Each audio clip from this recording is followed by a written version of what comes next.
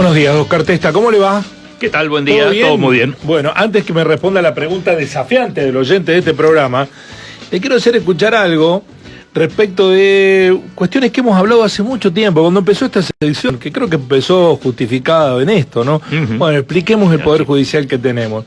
En aquel momento decíamos, cuando Oscar Testa empezó a hacer estos espacios que buscan esclarecer, llevar información de los procesos judiciales, quién toma las decisiones, advertíamos respecto de las acusaciones de corrupción sin pruebas o amañadas, como dicen los españoles, a intereses políticos de conveniencia coyuntural.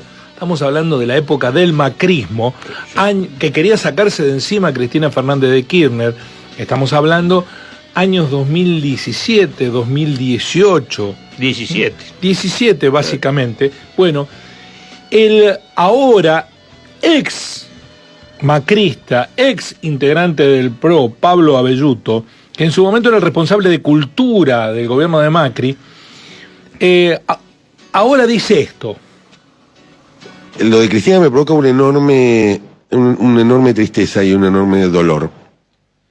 Yo no sé si Cristina, porque tenemos un sistema judicial que no nos deja tranquilos. Cuando los militares fueron juzgados por la Cámara Federal, en el juicio de las juntas, todos, unánimemente, o una inmensísima mayoría de los argentinos, creímos que esas sentencias habían estado fundamentadas, porque habíamos escuchado los testimonios de las personas a lo largo de todo ese proceso. Entre paréntesis, hay una cuenta que recomiendo que está siguiendo todos los días, día por día, el juicio de las juntas, lo que pasaba, lo que se decía. Pensá que yo tenía 20 años en ese momento, que es como lo mejor que te puede pasar a los 20 años es que te toque vivir una experiencia histórica como esa. La segunda cosa es que, por lo tanto, si Cristina es condenada, una parte de la sociedad que existe va a sentir que está siendo proscripta. Y si no es condenada, otra parte de la sociedad va a sentir que no hay justicia en la Argentina, no sé qué. Bueno, así es invivible. Un país así es invivible. Es inconvivible, digo, no sé si existe la palabra. Y ahora me lo venís a decir, Abelluto. Después que yo lo recuerdo, Abelluto, ¿no? Porque ahora pareciera que como la diputada de Wincarnaco, que se bañan en las aguas del Jordán. Empieza de nuevo. Y empieza de nuevo. No, porque Abelluto era uno de los más activos. Entró a desmantelar el canal Encuentro, Paca Paca, a romper todo. Se llevó equipos del Estado, recuerdo, con su secretaria, su novia secretaria, los que quedaron registrados en las imágenes. Abelluto era uno de los voceros que promovía el odio al kirchnerismo y sobre todo el ataque judicial a Cristina. Y ahora viene a decirnos, 10 años después, casi 10 años después, 8 años después, que el descrédito del Poder Judicial nos termina haciendo un daño. Nosotros dijimos, ojo que los verdaderos corruptos están contentos con esto, de hacer acciones que desacrediten al Poder Judicial y acuse sin pruebas, porque después se van a terminar beneficiando. Dicho y hecho, 8 años después, y ahora Abelluto me dice, vos sabés qué daño. Claro. No, yo no me olvido de esas cuestiones, ¿no? No sé por qué el periodista que lo entrevistó le digo, pero usted lo promovía en aquellos años. ¿Qué? Activamente, porque no era un neutro, Abelluto, no era un... No. Era protagonista, estaba en los medios todo el tiempo. Todo el tiempo estigmatizando el kirchnerismo, principalmente, pero denostando todo el kirchnerismo, ¿no? La estrategia macrista, que está ahora llegando a su punto cúlmine, ¿no? Ahora, la Corte va a fallar, como sea, y todo el mundo no le va a creer, ni a favor ni en contra. Y no están mensurando las pruebas judiciales, están mensurando las repercusiones políticas, ¿no? Es así, sin ninguna duda. Casualmente esta mañana estaba leyendo declaraciones de un exministro de la Corte que lo sintetizaba muy bien a la situación, porque por ahí uno de los latiguillos que uno está escuchando todo el tiempo, y esto lo reitero, ya lo he dicho también, causa desazón, hastío, cansancio, volver a repetir sistemáticamente lo mismo a lo largo del tiempo. Es decir, van cambiando los esquemas, van cambiando las causas, van cambiando los tribunales, pero en definitiva siempre terminamos girando sobre lo mismo. Que hay 2.800 jueces en el país que viven haciendo todos los días lo que corresponde y 30 bandidos que son los que representan la imagen que la justicia tiene en el pueblo. Lo que pasa es que están en un lugar central. Exactamente. Tres de son esos los que toman todas las decisiones, que pegan. Tres de esos bandidos son miembros del Tribunal Superior del Poder Judicial, la Corte Suprema, ¿no? Sí. A quien este ex ministro de la Corte lo define como el tercer triunvirato, así que, lo cual es bastante cierto. Es decir, nos encontramos en una situación en la cual tenemos un ejecutivo que gobierna por decreto, haciendo lo que se le da la gana realmente, y un triunvirato que está siendo operado, manipulado del momento. Le dejo pendiente la pregunta que le hizo el oyente respecto a si hay algún tipo de reacción personal íntima de un juez que tiene que decir sobre otro más poderoso que él, si como una pequeña venganza psicológica. Quiero recordar que la causa vialidad por la que está condenada Cristina Fernández de Kirchner en 2 instancias, el expediente, un largo derrotero, ¿no? Que primero habían investigado los hechos en Santa Cruz y habían desestimado el delito. Sí. Y eso ya lo había denunciado eso cuando era gobierno Cristina. Cuando asumió el macrismo lo llevó para Comodoro Pi. En la primera instancia el juez Julián Ercolini fue el que condenó. Ercolini es el juez que viajó al Lago Escondido como invitado del grupo Clarín, compartió viaje con la banda de Maíques, que son todos maquetas enquistados en el Poder Judicial de la Ciudad de Buenos Aires y de la Justicia Federal. En la segunda instancia fue el juez Leopoldo Bruglia el que condenó a Cristina. Bruglia fue designado a dedo y un concurso por Macri y mantenido en la Corte Suprema por sus integrantes ante las apelaciones por la designación ilegal, y ahí sigue Bruglia. Exacto. Esto pasó a la tercera instancia, que es la Cámara de Casación, integrada por los jueces Borinsky, Hornos y el fiscal Mariano Villar. Borinsky se juntó 16 veces con Macri en Olivos a jugar al pádel. Hornos se juntó 6 veces con Macri entre Olivos y la Casa Rosada, y el fiscal Mariano Villar, de Casación, también lo designó Macri. Hasta que llegó el juicio oral y la condenaron. Los jueces que la condenaron, Rodríguez Jiménez Uriburu, jugaba al fútbol en la quinta con Macri, junto con el fiscal acusador, Diego Luciani. Tenían un equipo. Es así. Hasta que llegó a la Corte Suprema. En la Corte Suprema está Horacio Rosati, que aceptó entrar a la Corte por la ventana, nombrado igual que Rosenkrantz. Después los ratificaron el Senado, pero Rosenkrantz, que es el abogado del grupo Macri, del grupo Clarín. Siguió resolviendo causas de su ex cliente, es decir, él era acusador, y cuando se sentó en la corte, las propias acusaciones él se dio a favor los fallos.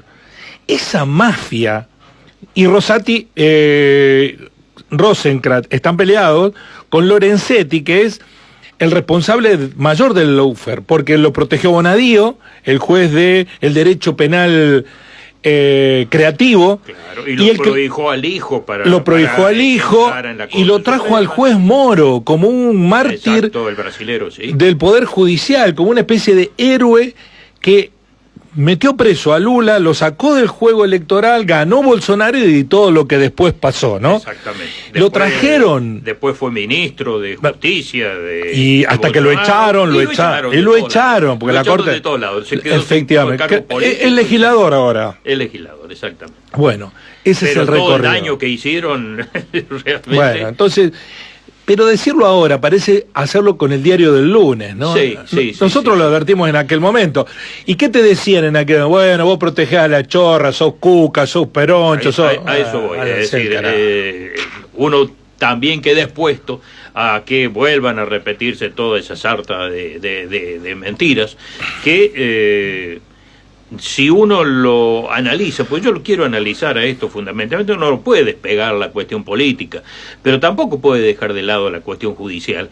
Yo he sido juez durante 15 años y he estado dentro de esos 2000 y pico de jueces que nunca nos han tocado decidir este tipo de cuestiones, que son los que pareciera que están puestos a propósito estos sujetos allí, pareciera no, realmente están puestos a propósito, son tipos permeables, son tipos que realmente son más operadores políticos que jueces. Y cuando a uno le toca juzgar cualquier tipo de causa, sea la de la más leve hurto simple hasta el más cruel de los homicidios, lo que hace es no fijarse jamás en la persona que tiene enfrente, sino que juzga el hecho con las pruebas y decide si hay responsabilidad o no hay responsabilidad. No importa, lo demás está totalmente todo por afuera. Uno tiene un rol institucional dentro de la vida de la comunidad, que en definitiva se refleja hacia la provincia, hacia el país también, que por el cual debe cumplir con una función específica, y obviamente que si se siente condicionado, cohibido, apretado, lo que sea, lo que tiene que ser es irse, no puede estar en ese lugar, ni siquiera podría estar aceptando el cargo si no se siente en condiciones de ejercerlo con la idoneidad, con la independencia, con la dedicación y con el trabajo que se merece. Eso por un lado. Lo que estamos viendo en este momento, yo lo comentaba un poco recién fuera de micrófono, es que pareciera que esto realmente está todo perfectamente planificado para generar una cuestión de estrépito en el cual no creo equivocarme si digo, el otro día decía, la van a resolver por el 280, no me cabe ninguna duda, porque de cualquier otra manera esto se diluiría de forma tal de que no causaría el impacto que tiene que generar. Es resuelven sin fundamentar. Exactamente, el 280 del Código Procesal Civil y Comercial de la Nación le permite, que es un atributo horrible, permite una cuestión que es francamente inconstitucional, porque los jueces tienen la obligación de fundamentar las resoluciones que dictan. El artículo 280 incluso fue cuestionado por la Corte Interamericana de Derechos Humanos en 2 oportunidades ya, porque permite dictaminar, resolver una causa sin dar motivo ni justificación alguna, es decir, no se entra a considerar absolutamente nada y la resolución se toma en 10 renglones. Es el padre que le dice a los hijos, papá, ¿por qué me pone penitencia? Porque sí. Exacto. No entra pero ¿qué absolutamente nada. Porque sí, porque yo quiero ponerte penitencia. Bien. Si entraran a cualquiera de las otras 2 alternativas, que sería la posibilidad de seguir los lineamientos del dictamen del fiscal que está pidiendo que Cristina sea condenada por asociación ilícita y se debe pena 12 años de prisión, o por los recursos que presenta la defensa de Cristina Kirchner, en cualquiera de los 2 supuestos, tendrían que empezar a desfilar el expediente por las tres vocalías. De cualquier manera hay una cuestión acá que tampoco me caben mayores dudas de que los 3 ministros de la Corte no ignoran el contenido de este expediente, y a esto voy también respecto de la responsabilidad personal que cada uno de ellos va a tener en el momento de dictar sentencia, porque tenemos que recordar también, ya lo hemos dicho acá un montón de veces, se habían presentado un montón de recursos mientras se iba realizando el juicio y antes de que tuviera sentencia definitiva, a los cuales la Corte siempre respondía con el mismo latiguillo: no hay caso, nos vamos a expedir sobre lo que están planteando en el momento en que existe una sentencia definitiva y que llegue al tribunal para tomar conocimiento de la misma. Si utilizan el 280, borrarán con el codo lo que escribieron con la mano, no van a tratar absolutamente nada de todo aquello que dijeron que iban a tratar en el momento en que tuvieran un caso para considerar. Y por otro lado, también tenemos la cuestión de que en cualquiera de estos supuestos, en el caso de que se tomaran cualquiera de estas dos medidas que no sean las del 280, la causa tendría que terminar volviendo con las conclusiones que cada uno de los jueces establezca, o aun cuando puedan llegar a ser por unanimidad, no creo que termine siendo así, volver al tribunal de origen para dictar un nuevo fallo, realizar un nuevo juicio. Habría que ver si se declara la nulidad de todo lo actuado, qué es lo que se podría resolver. Esto significaría que la Corte estaría actuando como el tribunal que corresponde, tomando conocimiento y asumiendo las responsabilidades del caso, cosa que con toda seguridad no va a ocurrir, y lo que sí estoy viendo es que van a dilatar todo lo posible para seguir incinerando la figura política de la principal figura política de la oposición, para utilizarlo políticamente en las próximas elecciones de la provincia de Buenos Aires. Pero además, Oscar, con resultado incierto eso, ¿no? Porque muchos están planteando que en lugar de debilitar a Cristina Fernández, si la meten presa, la van a empoderar de un valor que hoy no tiene políticamente hablando. Por eso, ¿no? Yo creo que la van a seguir corriendo a la situación, no la van a terminar resolviendo. Si lo resuelven, lo van a resolver dentro de unos cuantos días. Tenemos que volver a recordar también lo que decíamos el otro día. La fecha límite acá es el 19 de julio, que es el día a partir del cual se homologarían la presentación de las listas, y por una cuestión jurisprudencial, desde ese mismo momento ya contaría con fueros y no podría ser detenida, que es principalmente aquello de lo que se fogonea todo el tiempo, sin un juicio de desafuero por parte de la provincia de Buenos Aires. Yo creo que todo esto sirve para tapar lo que estamos viendo todos los días. Se sigue pidiendo deuda, se siguen cerrando fábricas, siguen cayendo empresas, siguen cayendo los niveles de empleo. Se está amenazando desde la semana pasada con el veto a la casi irrisoria mejora jubilatoria que se votó en la Cámara de Diputados. Para usted es un gran ejercicio de distracciones. Pero sin ninguna duda, y yo creo que si Cristina va presa hoy, el ejercicio de distracción, esa van a tener que encontrar otro motivo, otra razón para seguir escondiendo abajo de la alfombra el desastre que se está haciendo en todos los órdenes políticos en este país, fundamentalmente el social y el económico. Ni hablar también de la salud, de la educación y de todo lo demás. Yo lo salvo a usted porque lo respeto mucho, Oscar, lo respeto desde que era juez, ahora se ha transformado en amigo. Para mí, de los jueces probos de todo el país, incluyéndolo a usted, lo que faltó fue alzar la voz y decir: no podemos tener este poder judicial porque nos está arrastrando a todos, porque es muy difícil que el ciudadano común separe paja del trigo, los mueren a todos en una misma bolsa. Sí, yo he hablado con muchos jueces a lo largo de mi historia periodística y les decíamos: miren lo que está sucediendo, y había relativismo a la hora de cuestionar, porque creo que primaba una conducta corporativa o de, no profundizar el drama que estaba sucediendo, ¿no? Sí, todo eso es cierto. Lo que pasa es que desde adentro es sumamente complicado. Es complicado, razón, sí. Poder plantearlo en función no tanto de los riesgos personales, porque uno realmente, el cargo de juez, un cargo en el cual se arriesga todos los días. No, absolutamente. Y nadie puede ejercerlo teniendo miedo, sino que las posibilidades de influir o de que de alguna manera la voz pueda llegar a ser escuchada por quienes tienen que estar tomando las decisiones que corresponden, son prácticamente imposibles. Uno lo ve como una cuestión absolutamente lejana, y los entuertos que se cocinan en determinados niveles están tan lejos que en definitiva uno entiende de que está puesto en un lugar que tiene que cumplir lo que corresponde, y también siente de alguna manera la sensación incómoda de sentir que uno está haciendo lo que corresponde para que otros hagan lo contrario. Y mientras tanto, las cosas funcionen o tengan un aparente viso de funcionamiento.